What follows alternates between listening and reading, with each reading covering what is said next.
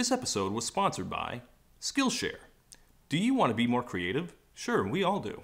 So sign up now for the online learning community for creatives, Skillshare, and find out how easy it is to explore new skills. Sign up now for any one of these online classes: video editing, cinematography basics, live DJing, bookkeeping for freelancers, building your own websites, creative nonfiction, and so much more. Or you can learn how to write creative essays from best-selling author Roxane Gay herself. There are no ads, it's less than $10 a month with an annual subscription, and the first 1,000 people to use the link in my description will get a free trial of Skillshare Premium membership. So make this important click right now. Click now for the special offer Todd in the Shadow spoke about. Alright, and now, the video.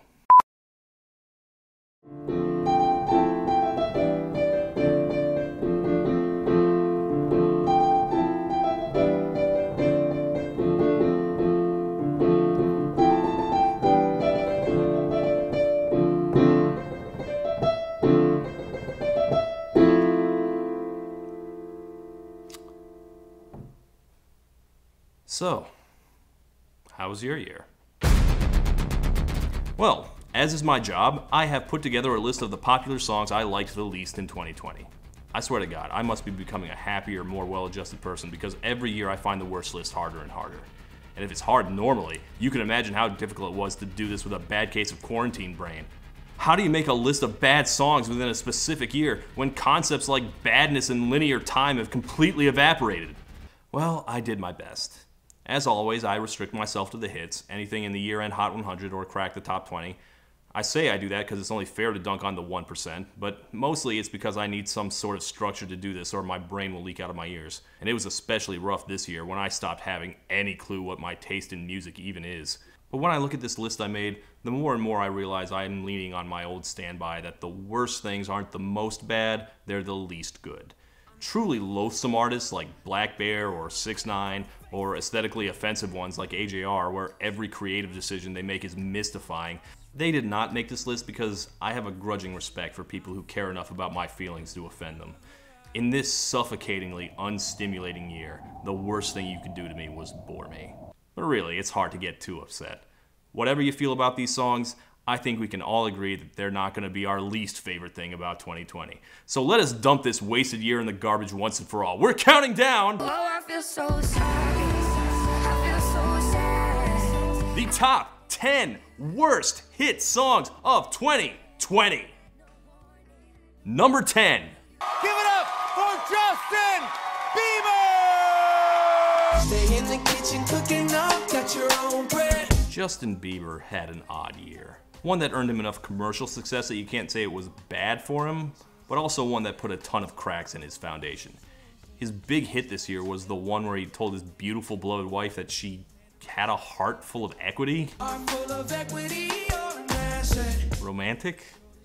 Well, perhaps he sensed that his position was now suddenly very shaky, because his next move was one that usually stinks of a desperate attempt to turn around a sinking reputation. A heart-rending, soul-bearing plea for sympathy. How did that go for him? What if you had it all, but nobody to call? This is low on the list because, quite honestly, Bieber fulfilled all the goals he set for this song. He wanted to make people understand that the life of the most famous, pampered kid in the world is actually very unhappy and isolating. And as far as I'm concerned, he succeeded. Everybody saw me sick, and it felt like no one gave a shit.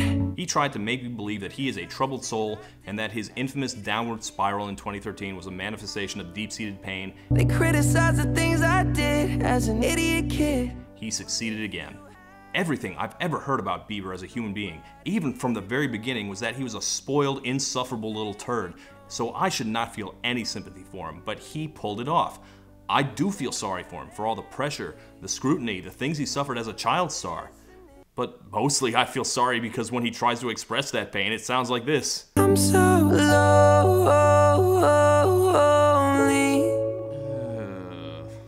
Lonely. Someone put that poor, injured dolphin out of its misery. Like, there's no way around it, the song just fucking sucks. I absolutely believe he's coming at this from an authentic place, but sincerity is just not a look he can pull off. What it reminds me of is this. I'm so lonely. I should explain. This is from an old Kids in the Hall sketch about a guy with a speech impediment that makes him sound sarcastic. I've talked this way all my life. It's made things very difficult for me. It's a really funny bit, but you feel bad for laughing because he's clearly in a lot of pain. He just can't make himself believable. And that's how I feel here. He clearly has inner torment, but he just cannot help but be the empty, pretty-faced golden boy. And that's just fucking lonely. It kind of succeeds by failing. It's both intentionally and unintentionally sad.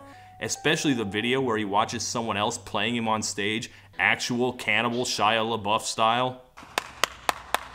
Speaking of child stars who spiraled in 2013, well, Bieber, you may be lonely, but you had a better 2020 than that guy. So buck up. Oh, I feel so sad.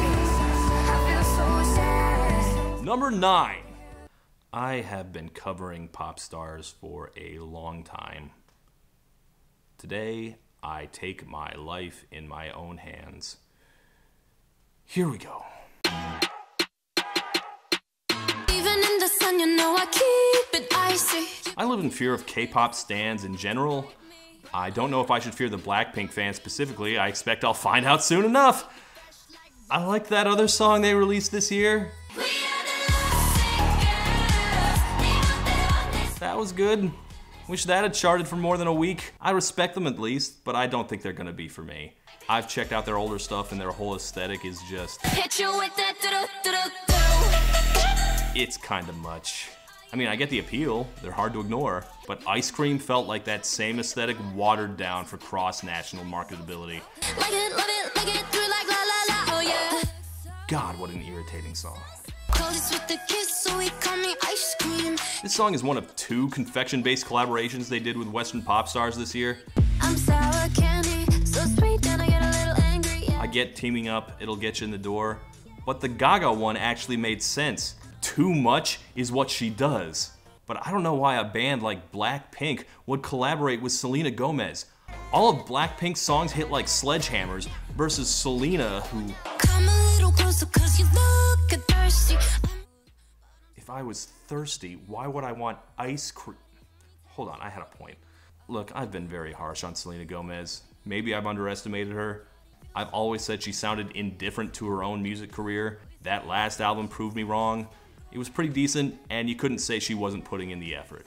But anything she releases is going to be hampered by the fact that she's the one on it, and she's just not an engaging performer. Diamonds on my wrist, so he call me ice cream. Unfortunately, this is a song where Selena Gomez fits right in. I don't know when she entered the creative process, but this feels like a song built around her weak chirp of a voice. And what you get is something that keeps all of Blackpink's weaknesses and none of their strengths. This is just a run-of-the-mill annoying pop song.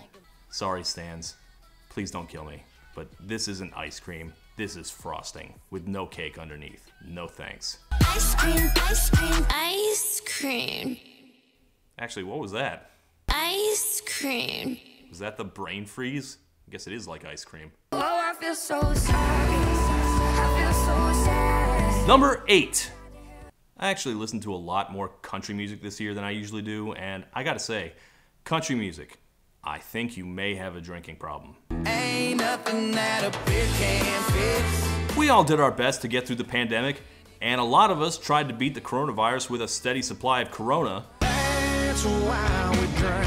Back in May, my living room was basically an ocean of empties, and I doubt I was the only one. The wine, the beer, the whiskey. Nashville found itself uniquely equipped to handle our quarantine coping with its proud tradition of drinking songs, and listening to country music this year was like Stone Cold Steve Austin blasting you with the beer hose. And I'm not judging. These songs did give me some comfort during this long, hard summer. Not all of them. It goes like 1 margarita, 2 margarita, 3 margarita shot. Don't worry about tomorrow. There are many kinds of drinking songs. There's the kind where you drink to get turned up, and then there's the kind where you drink because you need some kind of mental relief from all the stress of the world. But the worst kind of drinking song does neither. Little by little, sipping on a frozen drink. It's not really to relieve any pain, but it's also not to cut loose and get wild. It's just for you to sit there on your sun deck and melt your brain with cocktails till you start drooling into your parrot head shirt. Don't worry about tomorrow, leave all your sorrow out here on the floating dock. I hate these songs. They're for 50-year-olds who own 3 car dealerships and multiple jacuzzis. It's music for people who just want to grill, for God's sakes. Hair of the dog shouldn't take long, but who cares? I probably wouldn't have responded to Luke Bryan's flatulent hedonism at any point, but it was especially brutal to listen to this year during a pandemic summer where I was locked in my goddamn house. The only song less equipped to meet the moment was that Kenny Chesney song about how great it was to be here and now. That was a pretty unfortunate and untimely song, but it was a lot less irritating than Bryan crowing about his relaxing beach party that neither I nor anyone could experience without risking our lives. 1 margarita, 2 margarita, 3. No, I'm not drinking any fruity margaritas, Luke. It's just cans of beer from the fridge, now and for the immediate future. We'll be gone. Oh, I feel so sad. I feel so sad. Number 7. The B, it's M to the B, it's M to the B, it's M. I would describe the TikTok era of music as ragged. So many of the songs that rode TikTok to prominence weren't the overwhelmingly polished music that you get from the titans of pop. It's scrappier, it's a lot more immediate.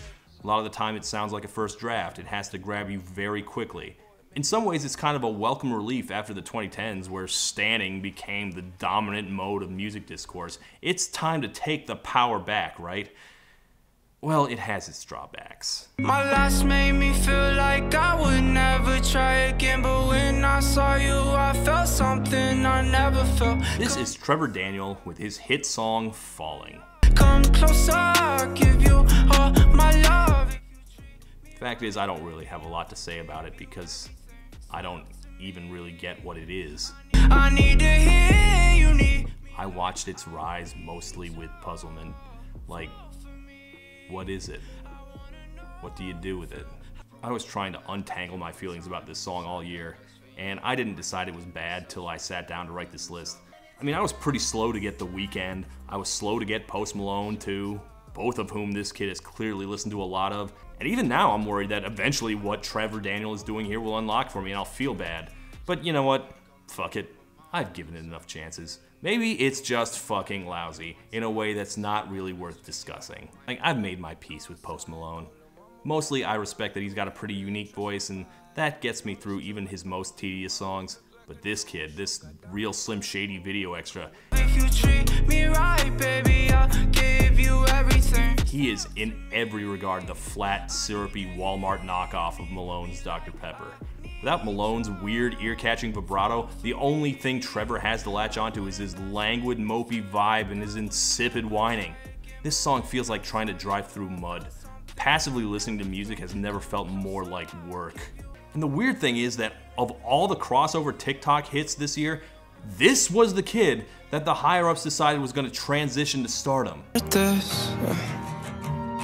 And I don't wanna sit in. So he followed this with a duet with Selena Gomez, making him the second artist on this list who wrongly banked on Selena's star power. But how did he even get that far? TikTok has spawned a new glory age of one-hit wonders who never even have a hope of a second hit. Who would think Trevor Daniel would be the exception? To me, he'll always be the sound of 2020. Sleepy, dull, yet somehow kind of agonizingly painful at the same time. Next. Oh, I feel so sad. I feel so sad. Number 6. Two beautiful people who want to share their love with all of us. My friends, Blake Shelton and Gwen Stefani. Blake Shelton and Gwen Stefani are a horrible Frankenstein of a couple. Like, I try not to be this pointlessly negative, but I hate it. I just hate it in concept. I don't wanna live without you. I don't wanna even breathe. I'm sure they love each other very much, just like I'm sure that one woman is deeply in love with the Eiffel Tower, but the sight of them just sends me right into the uncanny valley.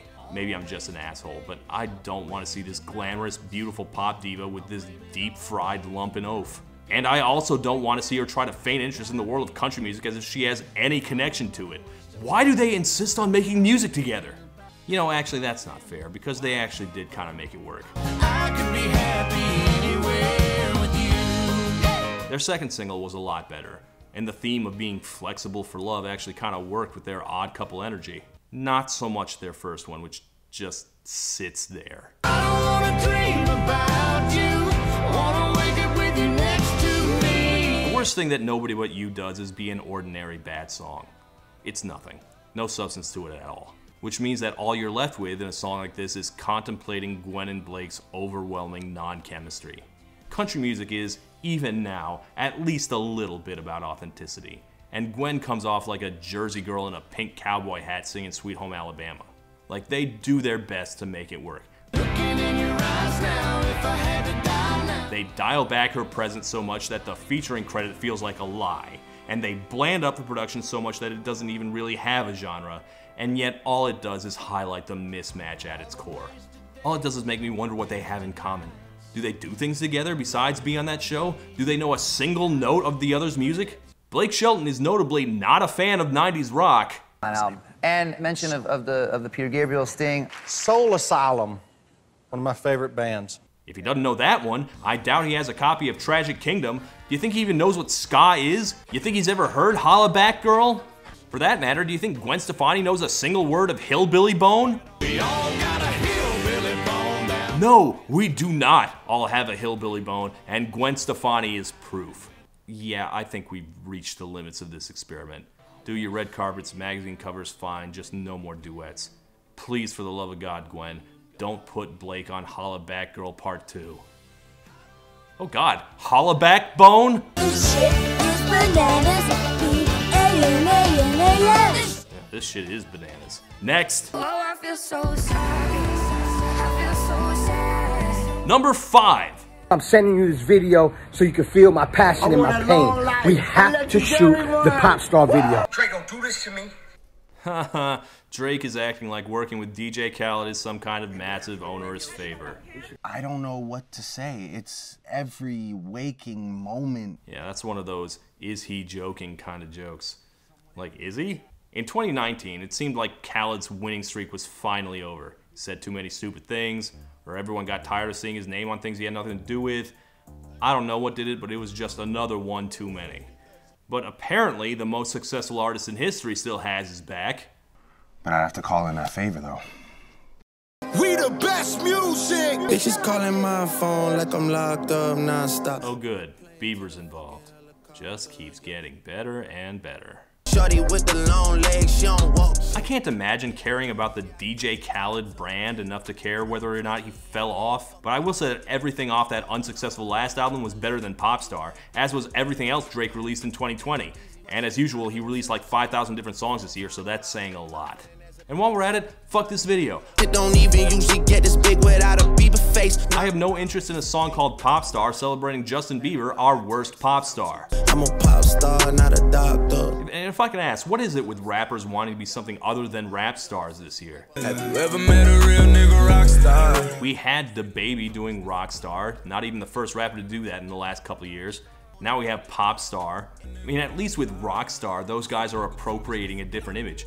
But Drake actually is a fucking pop star. He doesn't have to compare himself to Bieber, who's probably not even as big a pop star as Drake. You would probably think my manager is Scooter Braun, yeah. Regardless, this is one of Drake's worst efforts. I can only assume Khaled uses dark magic to get it big. Even the hook is a total failure. Cops pulling up like I'm giving drugs, nah. I'm a pop star, not a doctor. Is that some kind of botched Star Trek reference? I'm a pop star, not a doctor. Okay, well, whether it is or not, it still doesn't work. It should end on the word pop star. Why is the emphasis on him not being a doctor? Yeah, I don't have prescriptions, yeah. Bodyguards don't look like Kevin Costner, you tweaking. Just pulled up to Whitney, Houston, Texas for the evening. No matter how much I squint at that, that's not a punchline. 2, 4, 6, 8, watch his factory so they appreciate. I'm starting to worry because dad joke Drake is becoming more and more of a thing. How much longer before he becomes Eminem? This absolutely does stink of a favor being done for Khaled, and for Bieber for that matter. When did another one become such a goddamn threat? Oh, I feel so sorry. I feel so sad. Number 4. I don't know if this is surprising, but I actually really hate being controversial. I like praise, and I don't think my hot takes are important truth bombs that people need to hear, so I try not to share those very often.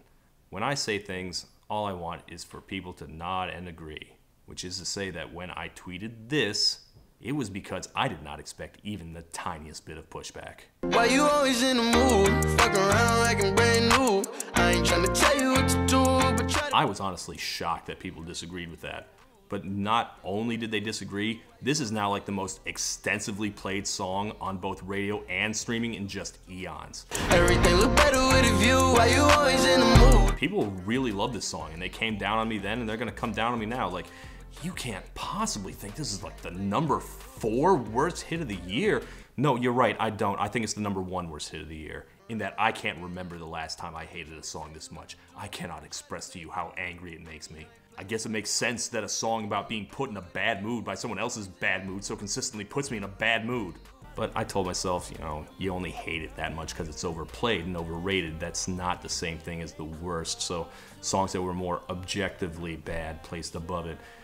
But you know what? I feel like I copped out. I hate this song with every fiber of my fucking being. Everything about it is dog shit in the least interesting way.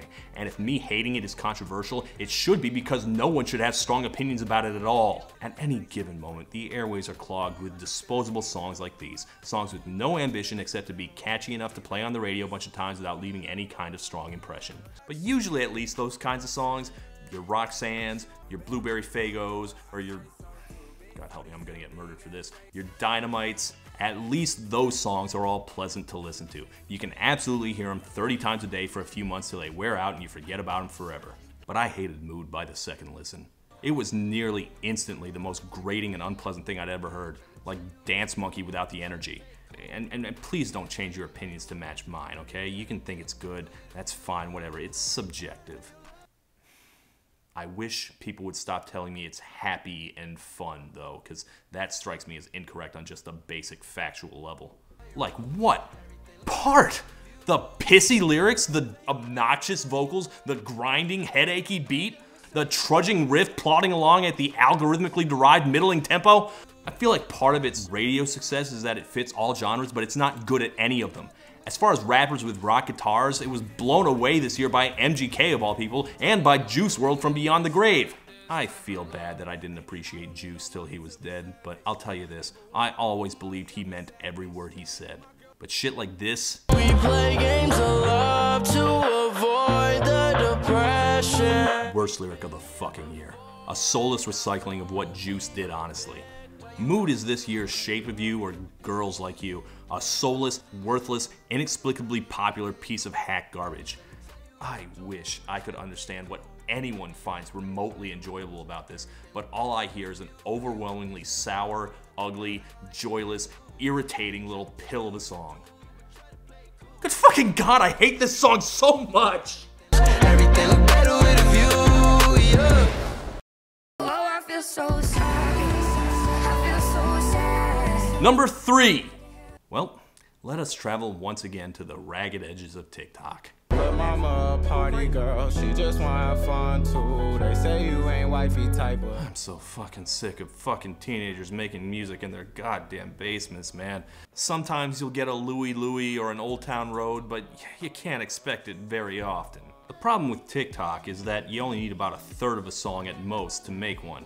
So a lot of the songs that get big on it feel like they only have about 20 seconds of content. But at least they're usually a good 20 seconds. Party Girl by Stay Solid Rocky starts with a crap 20 seconds and then keeps repeating it over and over. So mama a party girl, she just wanna have fun too. Lyrically, Party Girl strikes me as a complete and total ripoff of the previous TikTok hit Roxanne, and to a lesser extent, Post Malone's Jackie Chan. She think I'm an asshole, she think I'm a player. They're all about some girl who fucks around with them but doesn't seem to like them very much. They say you ain't wifey type, but I don't care, I want you. And I can see where she's coming from. But at least those other songs had decent music. This, though, just keeps rolling onward and onward, searching for a hook and never finds one. It just keeps hitting the same points over and over again. She's not interested in getting serious with him. I told her call me Rocky, she say she not gonna call me that. I honestly kind of love that. Call me by my cool rap name. No. But she's also not interesting, really. Drinking for locals. It doesn't seem like she has much to say. She doesn't even seem that much fun. Even the cover art is this girl passed out in her own puke. She boot up off the meth like she can't breathe without it. Meth? Yeah, she's not the wifey type. Assuming you like women with teeth. To paraphrase Roger Ebert, this is a song that doesn't improve on a blank tape listened to for the same length of time. TikTok hits seem to spell doom for long-term careers, but there's no TikTok hit that made me want to listen to a second song less than this one. Stay solid, Rocky, and stay the fuck off my speakers. Oh, I feel so sad. I feel so sad. Number 2. One statistic I caught recently was which stars of the 2000s are still stars in the 2020s? Who has had a top 10 hit in all 3 past decades? You can look it up, and it's all the biggest names. Gaga, Taylor, Drake, Beyonce, and on that list, one man who this year cemented his place among the A-list, the truly elite of superstars. Who else could we be talking about? Drum roll, please.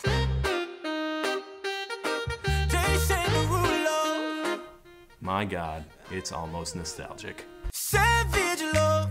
Did somebody break your heart? Looking like With a full decade plus of hits under his belt, Derulo's longevity has led at least a few people to reevaluate him as an artist. He is, after all, a consummate entertainer, a classic kind of song and dance man with nothing but energy. He made Riding Solo and at least a couple other good songs. Seems to be a decent human being in real life. One of the few people who was in the Cats movie and knew how to play his part without humiliating himself. But I don't know, man. I just can't get there. Derulo remains to me an eternally unwelcome presence. A man with an energy that's both obnoxiously self-impressed and yet pathetically desperate to please. A squealing falsetto almost always employed in the wrong places and the worst ways. And just relentlessly horny in the dumbest, least smooth, most no-chill kind of way. I still want that, your savage love. I thought his shtick had worn out on people years ago. But in 2020, Derulo went right back to the top of the charts the same way he did it the first time.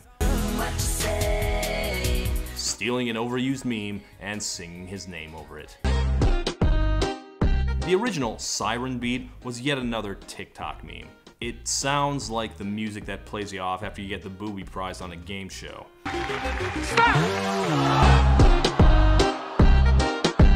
I'm told it actually comes from an entire genre called siren jams that's pretty important in Polynesia, so maybe I'm just uncultured.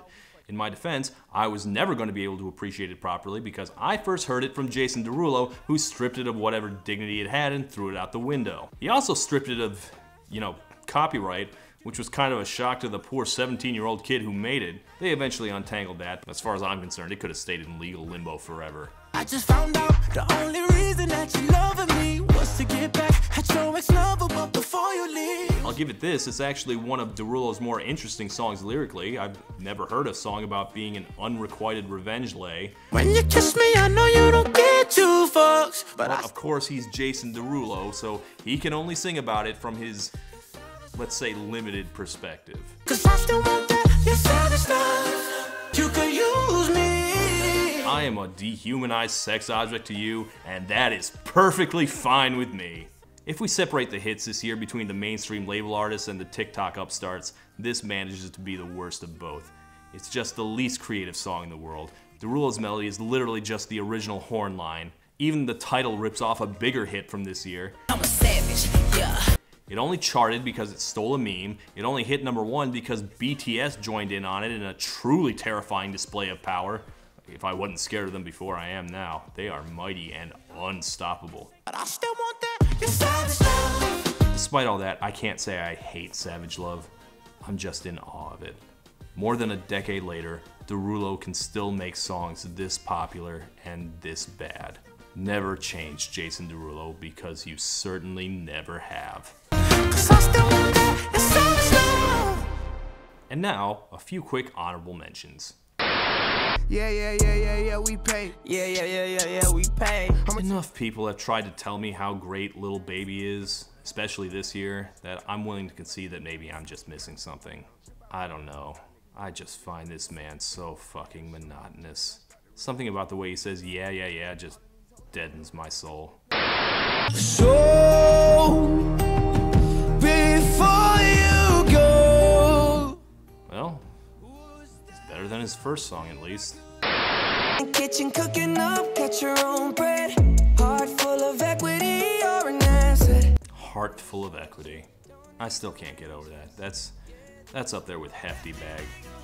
I also love Quavo trying to ad-lib and just not being able to come up with a single thing. Heart full of equity, you're an asset. Granted, it's not like Bieber gave him much to work with. I love my country, I love my country of life. If this had cracked the top 20, I would have shot it straight to #1. Like, I should be beyond being shocked at how bad a Florida Georgia Line song is, but they always seem to find a way to be just that tiny bit worse than they were. Do that Alabama shake like you ain't ever seen. But I'm in love and loving on you. I just really don't get the big deal about Luke Combs, man. If the name on this were Sam Hunt instead, I think you'd see a lot more people trashing it. And I know I've been around, but I swear you got the best on earth. So this is that Russ guy y'all hate, huh? Wow, you were right. Congratulations, everyone, on being right.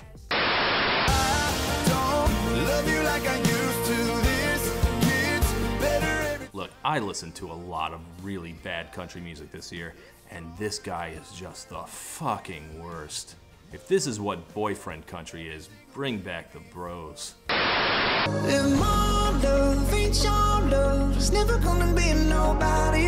Actually, this wasn't that bad. It falls apart when Levine comes in, but I do like the beat at least. Probably doesn't belong on this list, but, you know, tradition.